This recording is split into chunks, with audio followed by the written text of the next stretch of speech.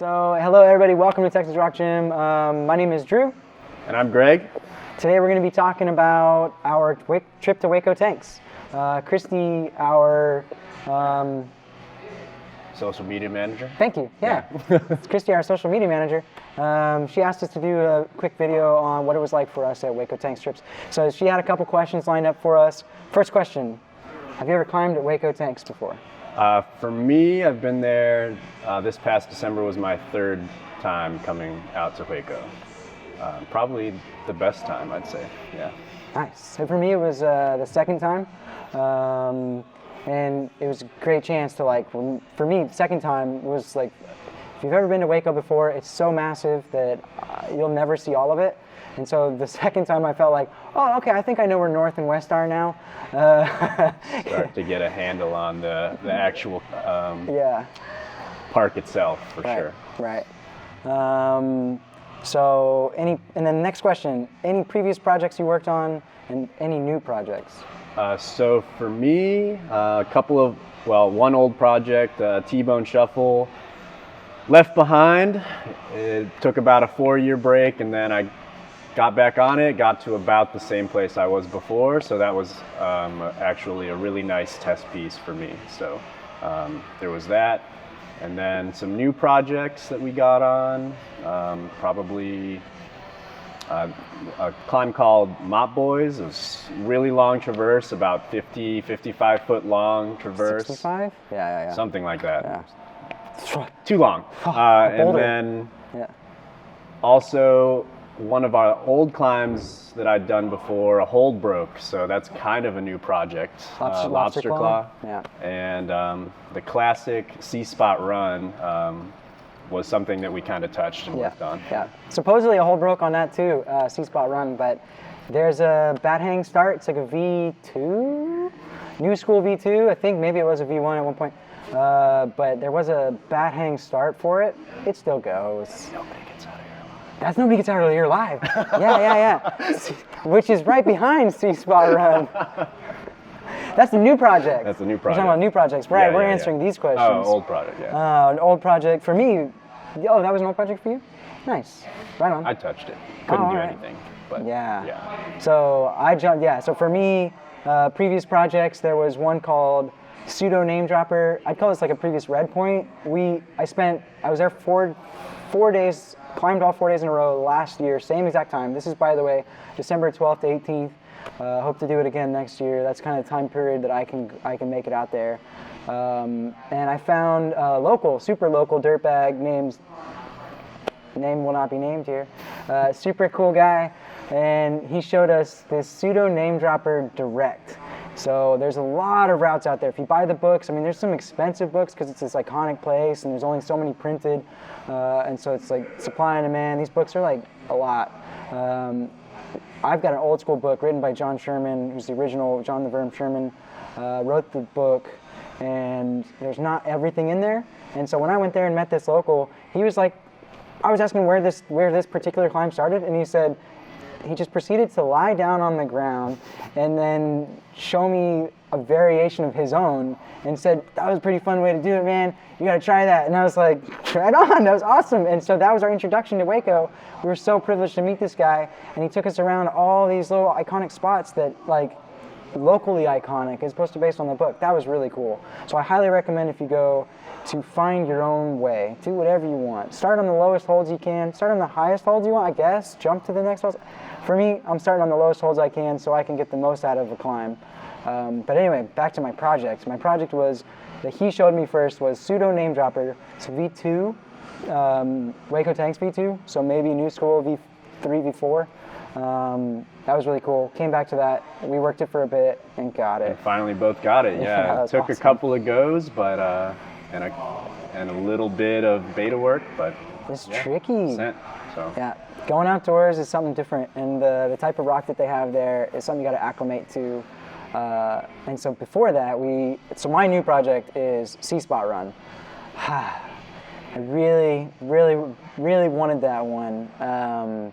There's this really interesting heel hook start that I wasn't getting at first, and everyone that was hanging out, there's this is a high wall, it's maybe 20, 25 feet, and there was a couple pads there, and so I jumped in and thought, this is the perfect opportunity to try this, because I know it's going to be tall, and I've heard it's scary at the top. So let me just try this. This is around my grade that I could potentially climb here. And by the way, this is after Thanksgiving, so I swear it's the Thanksgiving wait made it harder. But I was trying this first move, and it was really difficult, and everyone there was really supportive, and let me know that once you get it, once you figure out the little minutiae, it'd go, no problem. And I figured the minutiae out, and now I'm like dialing this move, and I'm getting the first move, and then the second move, and the third, and now I'm exhausted, and so we go check out. Nobody here gets out alive. Yeah, and a little bit after. That's with, maybe you guys will see some video of our friend Stefan climbing. Nobody here gets out alive.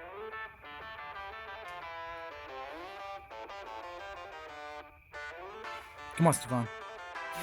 Got it. Come on. Come on.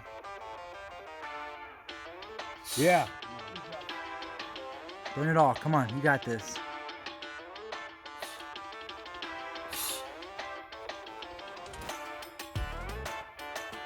Come on, Stefan. You got it. Come on, get it. Yeah. Come on.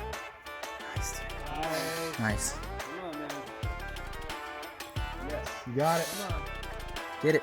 Get it. Get it. Come on. Come on. Get it. Heel. Look at it. You got it, dude. Come on. Yeah, get it. It's good. Come on. Yeah, man. Come on.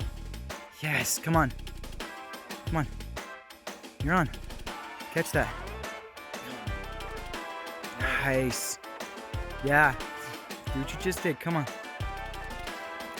Come on, Stefan. Got this, Yes. man. Yeah, dude.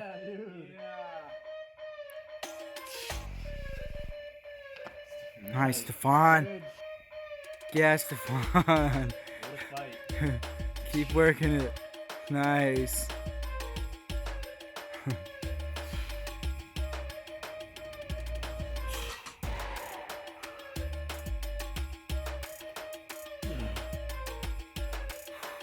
Nice. Yeah, man. Good job, brother. So the fun part about Yeah. this particular trip was we got to bring a couple friends along that are a little newer to climbing and even climbing outside. So that was pretty unique, getting to kind of bring them places that we have both climbed before, so, and kind of see what they can do on those. Yeah, So, yeah. Kind of help usher in like a new generation of people stoked to go outside. yeah, absolutely. And we were all climbing different things, which makes it interesting. When you're all climbing different grades, different levels, you literally have to pack up all your gear and walk like 100 feet that way, or 500 feet that way. I had a Fitbit with me, and I clocked like 16 miles and A lot of 40-something stairs. flights of stairs. A lot of stairs. And this kind of answers the next question. What else did you do other than climbing out there? Very cool. Yeah. One thing, since it was my third time getting out there, you know, I've seen the park, but when I was with these guys, the people we went with, we actually took the time to go see some of the native art that has been there for thousands of years. Crawled into some caves, had to search real hard to find them, but we eventually found some really unique mask paintings and pictographs and things like that. So that was really cool. What else? Went into a cave during a rainstorm, so there was just, it was man. almost waterfall-esque. Waterfall in the desert. It was flooding. This was Very cool. very unheard of, and we just decided, yeah, we'll get a little wet. It's our first day out there. We got to get acclimated anyway. That was beautiful. There was like a 50-foot ceiling in there. You could see a little hole out of, and water is everywhere. Super slippery, but that was cool. That was special to be out there. Yeah. Advice for people wanting to climb outside or at Hueco, and including at Hueco.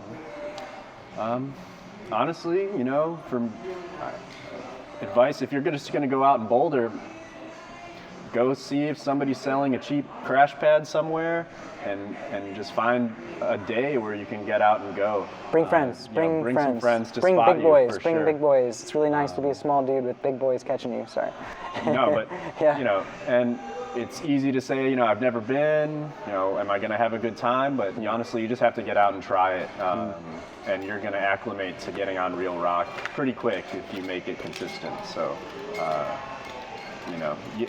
just do your best to get out there. Yeah, Sure. Next time I think staying out 2 weeks would be awesome. I'm going to get I think I'm going to get a cot, something to sleep on, get something comfortable to sleep on. You can get used to the ground, you can get used to all that stuff.